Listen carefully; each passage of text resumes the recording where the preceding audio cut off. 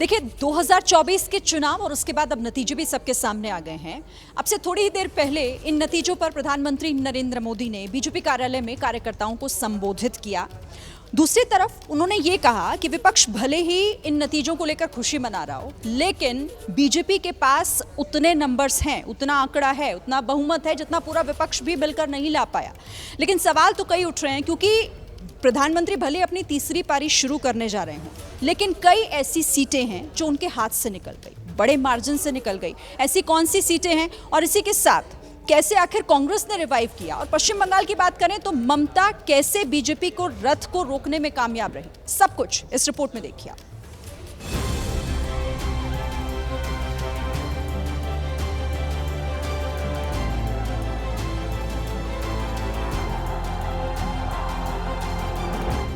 वही अंदाज, वही लुक, वही गेटअप और वही राहुल। बीते 2-2.5 साल से जनता के बीच कांग्रेस नेता राहुल गांधी इसी तरह पहुंचते हैं।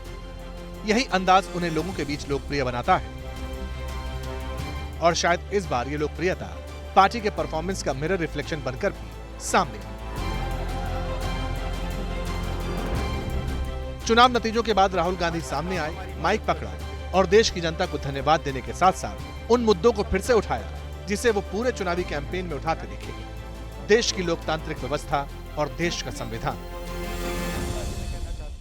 लड़ाई संविधान को बचाने की थी। मेरे माइंड में था कि हिंदुस्तान की जनता अपने संविधान के लिए एक साथ खड़ी होकर लड़ जाएगी और यह सच साबित हुआ। इसको बचाने का काम हिंदुस्तान के सबसे गरीब लोगों ने किया है। यह कॉन्स्टिट्यूशन देश की आवाज है।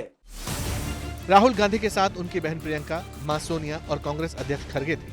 कांग्रेस ने अपनी प्रेस कॉन्फ्रेंस में इस चुनाव नतीजे को जनता का मैंडेट बताया और इसे पीएम मोदी के खिलाफ जनादेश बता दिया। ये लड़ाई हमारी मोदी वर्सेस जनता है। हम विनम्रता से जनमत को स्वीकार करते हैं।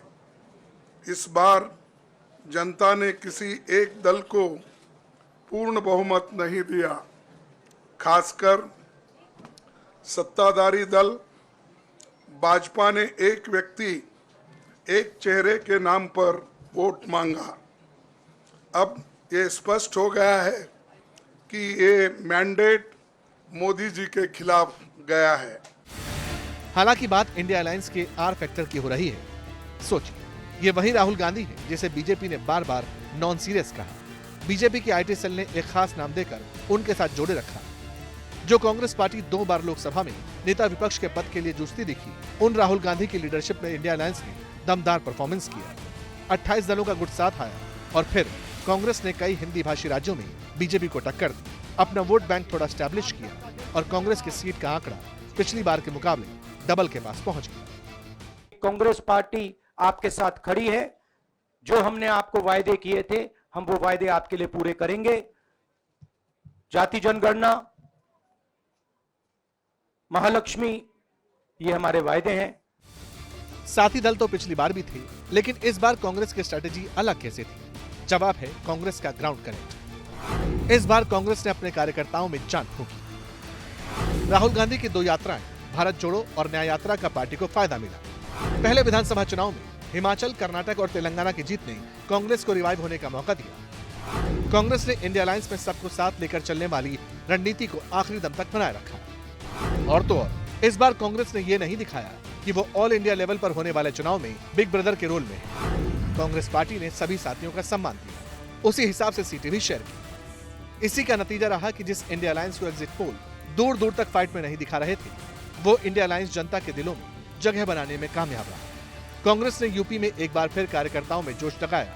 इसका नतीजा ये रहा कि यूपी में कांग्रेस ने अपना किला तो बचाया, सीटें भी बढ़ाई और तो और स्मृति ईरानी को अमेठी से बाहर का रास्ता भी दिखा दिया।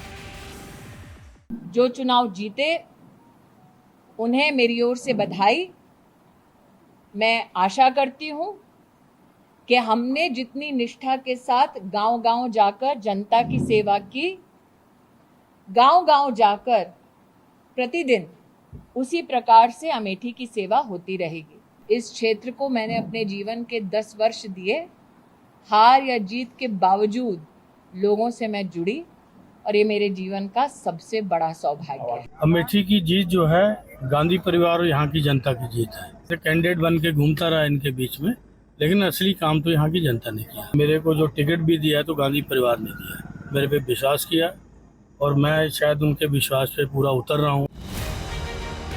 जहां तक कांग्रेस की स्ट्रेटजी का सवाल है तो वो सिर्फ इंडिया अलायंस के इर्द गिर्द नहीं रहे, बल्कि इस बार राहुल गांधी ने एक परिपक्व नेता के तौर पर उन मुद्दों को उठाया जिनसे जनता जुड़ी, खुद को कनेक्ट किया। राहुल गांधी ने अपनी हर रैली में नौकरी, महंगाई का इशू रेस किया। राहुल गांधी ने बार बार जनता को यह मैसेज दिया कि वर्तमान सरकार सिर्फ चुनिंदा लोगों को फायदा पहुंचा रही है। राहुल गांधी ने जनता के बीच आरक्षण और संविधान का मुद्दा लगातार उठाया। राहुल बोलते रहे कि उनकी सरकार आएगी तो जातिगत जनगणना कराएगी। राहुल गांधी ने सरकारी नौकरी, पक्की नौकरी, महिलाओं के खाते में पैसे डालने की बात की। शायद ये भी कई लोगों को पसंद आया।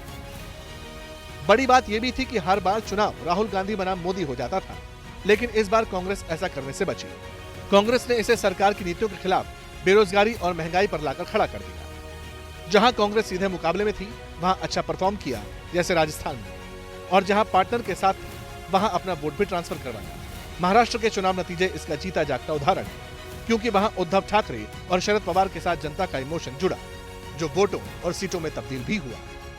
बातचीत हुई नहीं, बातचीत करने की उम्मीद है। मेरी बातचीत खाली 2 लोगों के साथ हो गई, खड़गे साहब एंड सीताराम येचुरी, और वो अन्य साथियों के साथ बातचीत करेंगे और फिर हमें संदेशा देंगे कि दिल्ली में मिलना है या नहीं।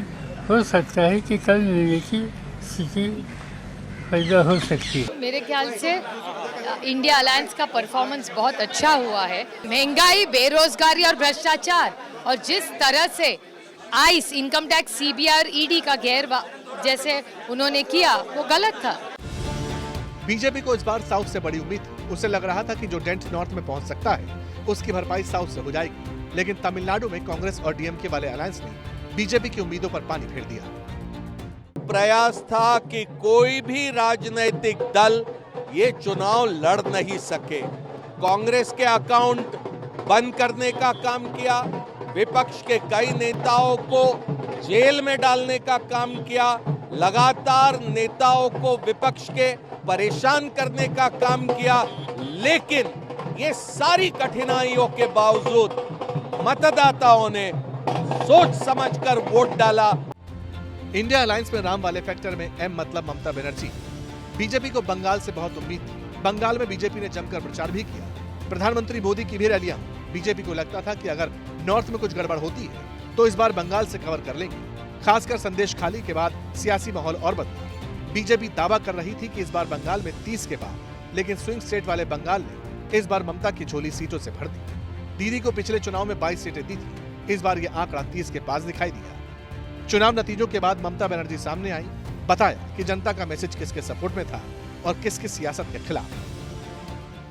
इतना रुपया खर्चा करने का बाद भी मोदी जी का इतना अहंकार, इतना अमित शाह का अहंकार, इतना बीजेपी का अहंकार, इतना चीफ मिनिस्टर को लेके हर जगह में जैसे वो डाटा सबको थ्रेट किया। हमारा स्टेट में ऑल लीडर को थ्रेट किया फोन में। इतना जब्ती करने का बाद भी इंडिया जीता है और मोदी हारा है। कहते हैं सियासत में ना कोई परमानेंट दोस्त होता है, ना कोई परमानेंट दुश्मन, और राजनीति तो है ही संभावनाओं का खेल। अब सवाल है कि इस नतीजे के बाद देश की जनता के बीच मैसेज क्या है। क्या 400 पार की दहाड़ मारने वाली बीजेपी ड्राइंग बोर्ड पर लौटेगी? क्या आत्मचिंतन का वक्त है या फिर सियासी दांवपेच का दौर लौटने वाला है? जो भी, एबीपी न्यूज पर आपको सब पता चलता रहेगा।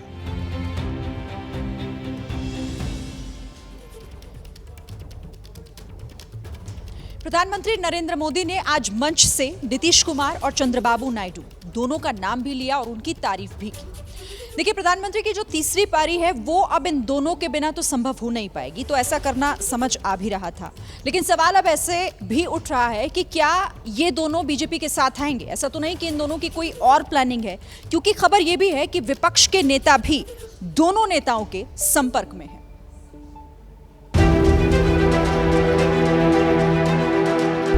सियासत में बॉडी लैंग्वेज का रोल अहम रहता है। 2024 में एनडीए की सरकार बनेगी, फिर बनेगी। आज इसी बात को बीजेपी ने बार बार दोहराया।